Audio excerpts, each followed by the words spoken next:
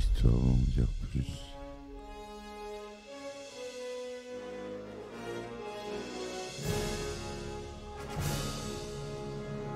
Eh ben attendez, on est en France. Allez, cul sec. Hop.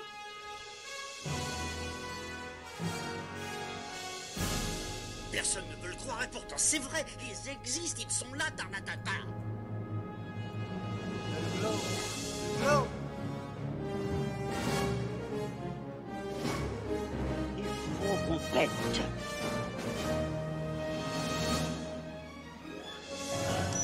Voyons, le circuit branché, correcteur temporel temporisé. Bonjour, bienvenue sur Histoire d'en dire plus. Aujourd'hui on parle d'un film devenu culte, enregistré au National Registry. Un film avec Bill Murray, avec à la réalisation Harold Ramis. Vous aurez sans doute reconnu Le jour de la marmotte, Un jour sans fin. Allez, c'est parti mon kiki.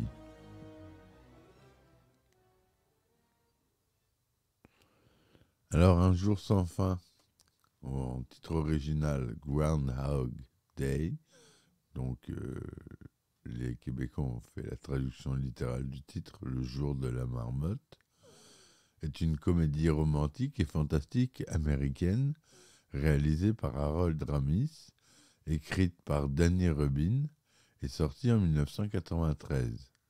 Bill Murray interprète Phil Connors, un présentateur météo cynique et misanthrope, chargé de couvrir le traditionnel jour de la marmotte à Punxsutawney, petite ville de Pennsylvanie, qui se retrouve bloquée dans une boucle temporelle, le forçant à revivre indéfiniment cette journée du 2 février.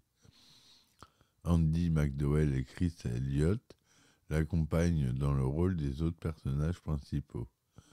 Danny Rubin imagine l'intrigue du film au début des années 90 et crée un script spéculatif.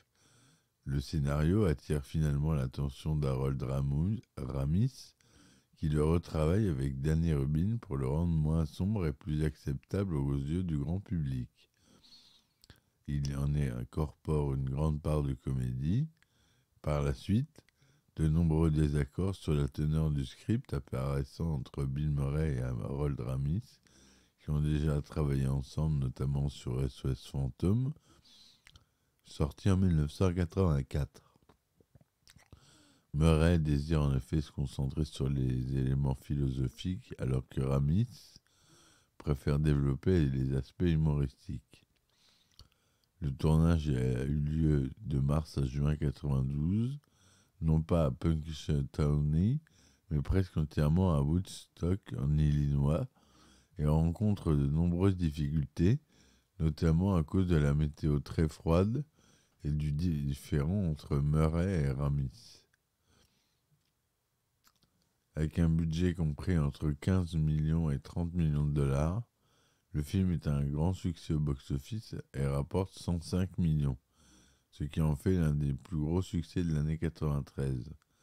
L'accueil critique est généralement favorable, la presse spécialisée louant son équilibre réussi entre moments sentimentaux et d'autres plus cyniques, ainsi que son message philosophique sous-jacent à la comédie. Il est nommé à de nombreuses récompenses et remporte le BAFTA du meilleur scénario original. Malgré ce succès, le film marque la fin d'une longue collaboration entre Ramis et Murray.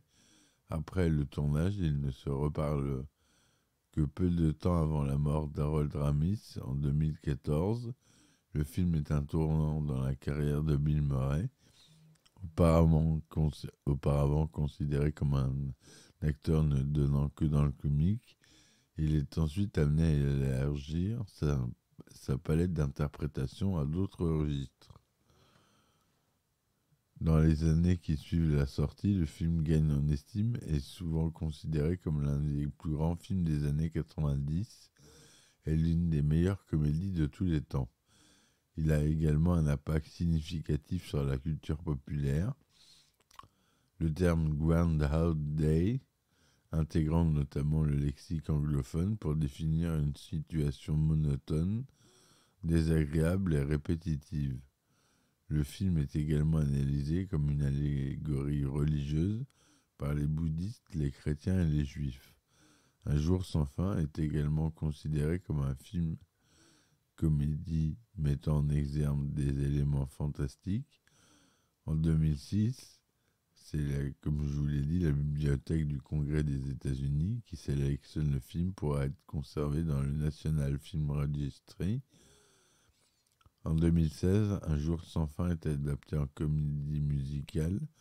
Et en 2019, sort une suite en jeu vidéo, Groundhog Day, Like Father, Like Son. Donc le synopsis détaillé. Le 1er février, Phil Connors, un présentateur météo qui travaille au sein de la station régionale WPBH TV9, basée à Pittsburgh, rassure ses téléspectateurs. Le blizzard qui approche passera à côté de l'ouest de la Pennsylvanie, aux côtés de sa productrice Rita Hanson et du caméraman Larry. Phil se rend à Punxsutawney dans une couverture annuelle des festivités du jour de la marmotte. Il ne cache pas son mépris pour cette affectation. Cette petite ville et les bouseux qui y vivent affirment qu'il va bientôt quitter son poste pour un nouveau travail. Le lendemain 2 février, Phil se réveille au Cherry Tree Inn sur la musique de Sonny and Cher, I Got You Babe, diffusée à la radio. Il fait un reportage sans enthousiasme sur la marmotte Punxsutawney Phil et les festivités qui lui sont liées.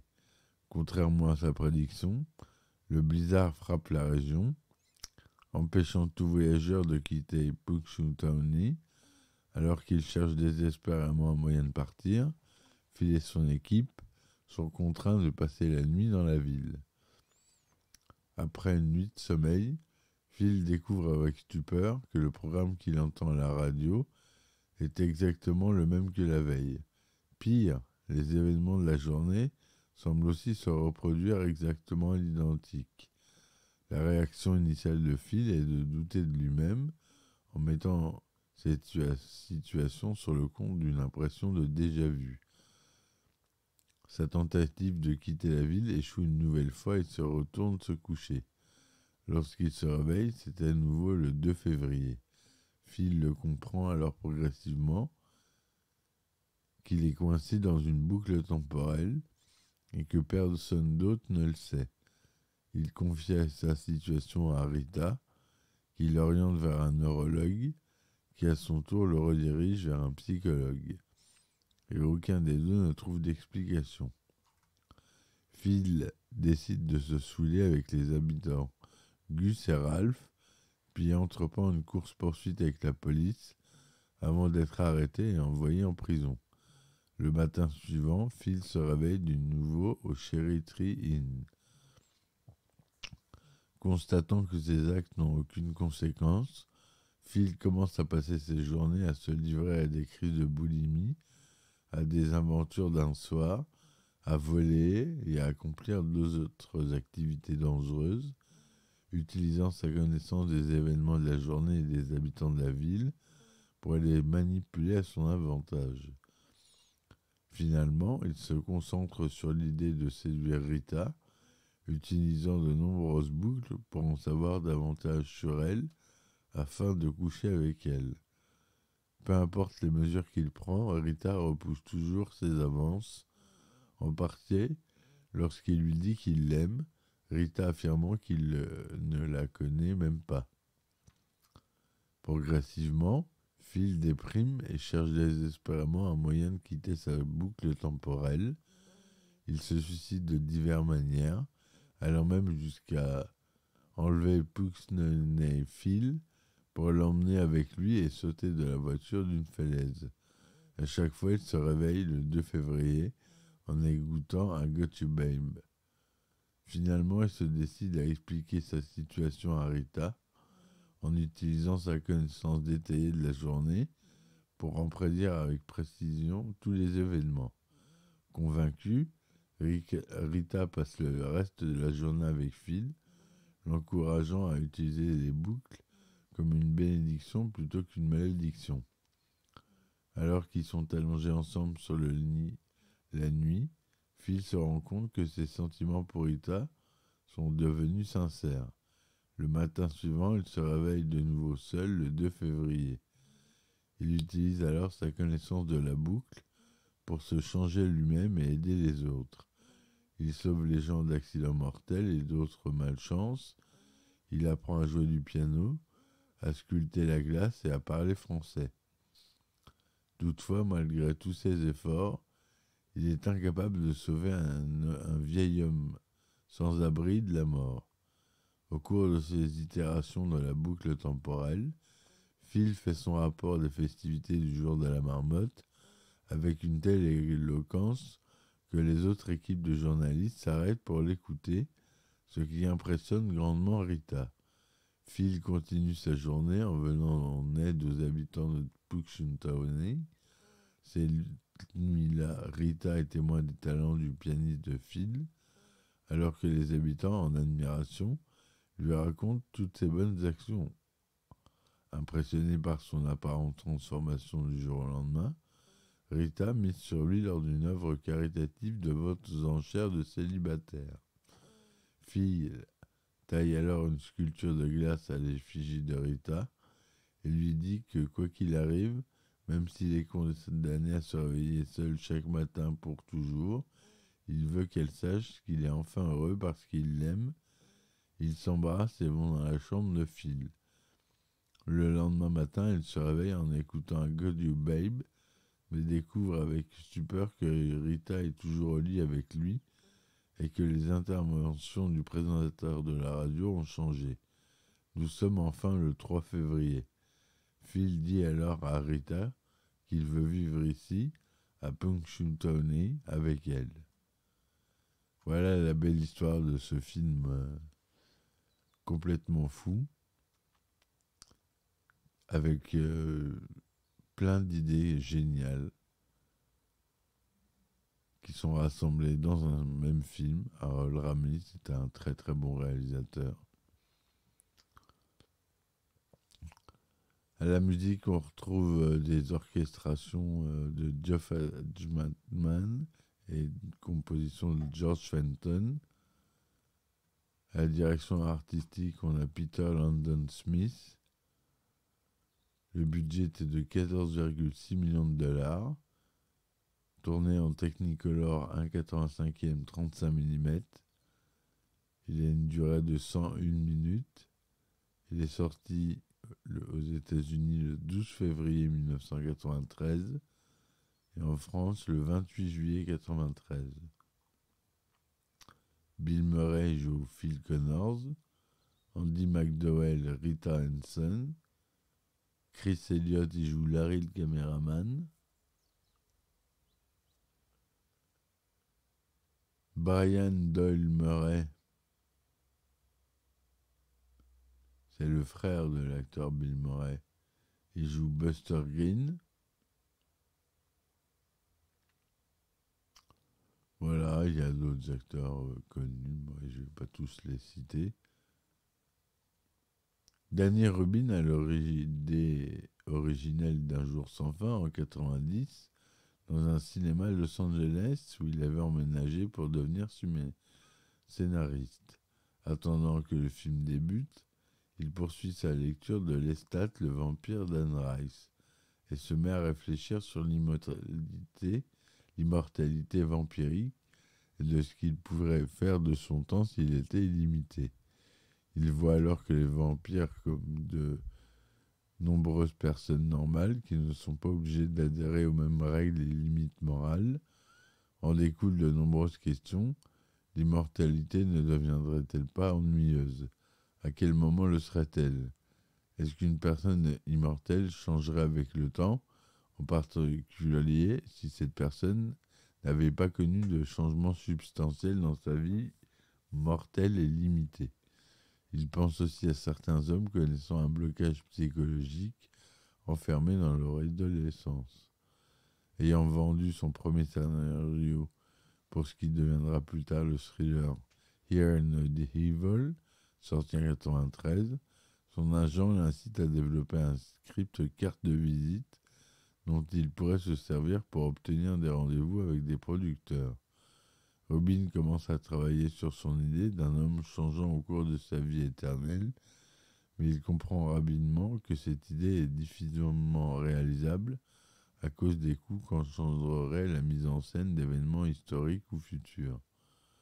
C'est à ce moment que Robin se souvient d'un concept qu'il avait imaginé 2 ans auparavant, une histoire brève mettant en scène un jeune homme qui se réveille chaque matin et qui constate qu'il s'agit de la même journée se répétant inlassablement.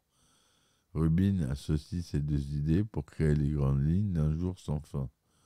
En représentant l'éternité comme un cycle répétitif, au lieu d'une ligne droite à travers l'histoire, il évacue la problématique des coûts de production liés au changement de décor. Il pense également que la répétition lui offre plus de possibilités dramatiques et comiques. Robin ouvre un calendrier et choisit la célébration la plus proche, le 2 février, le jour de la marmotte. Il voit dans cette date le potentiel de raconter son histoire, car il s'agit aux États-Unis d'une fête reconnue, mais ne recevant que peu d'attention. Pour lui, les gens n'ont qu'une vague connaissance de ces festivités, utilisant une marmotte pour prédire l'arrivée du temps. Quand bien même, il est persuadé que peu de personnages étrangers à la Pennsylvanie savent que le festival a eu lieu dans la petite ville de Punxsutawney, chose que lui-même connaît pour avoir travaillé pour une compagnie téléphonique locale.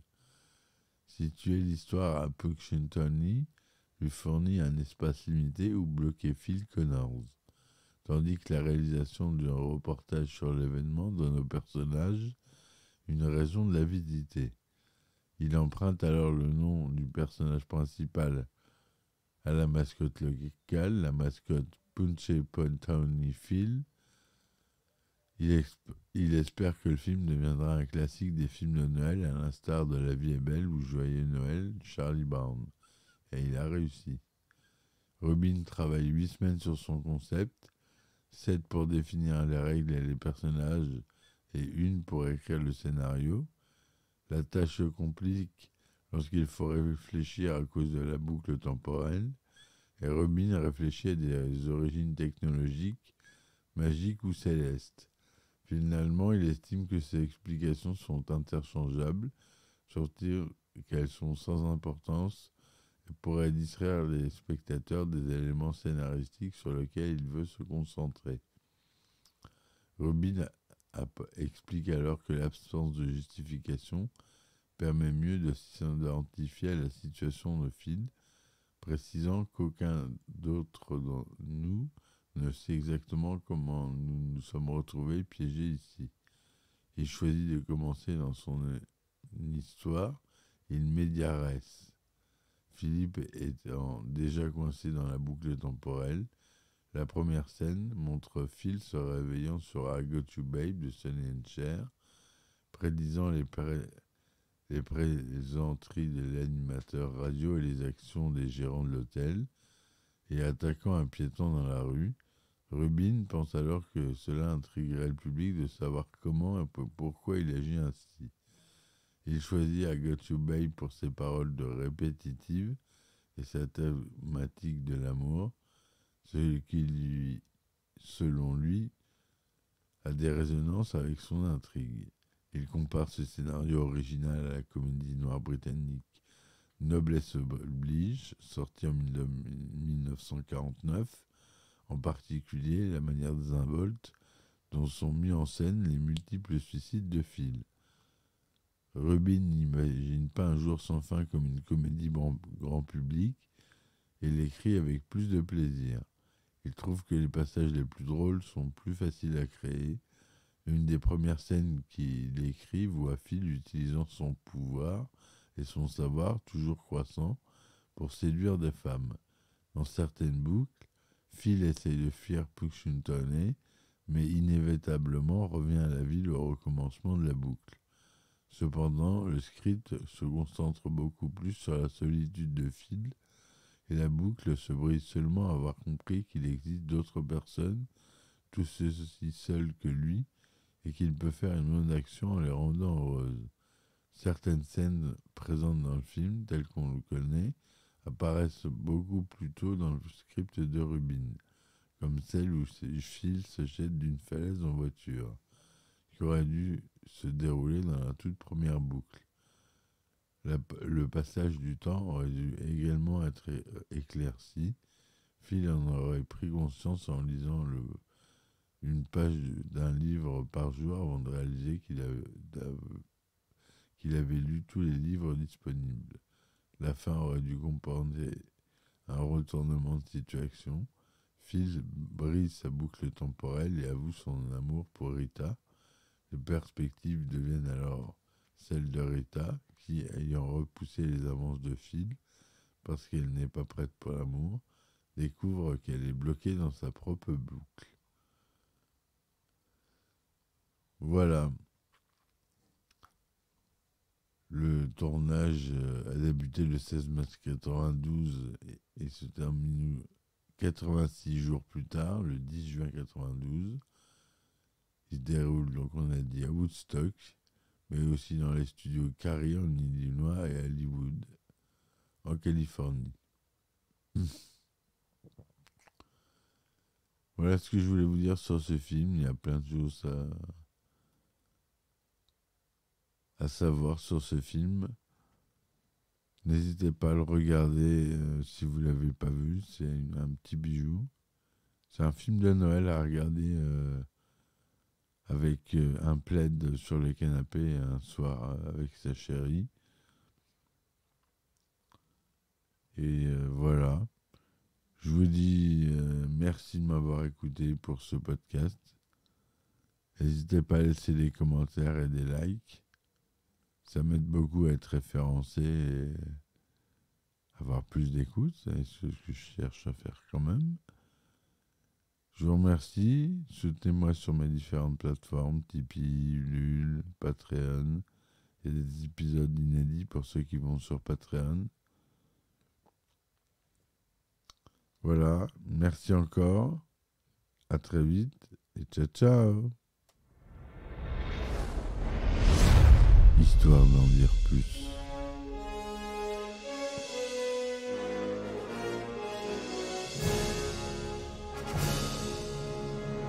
Eh ben attendez, on est en France. Allez, cul sec. Hop.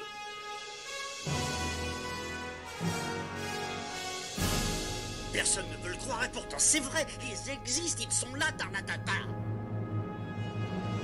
Glow. Il faut qu'on pète.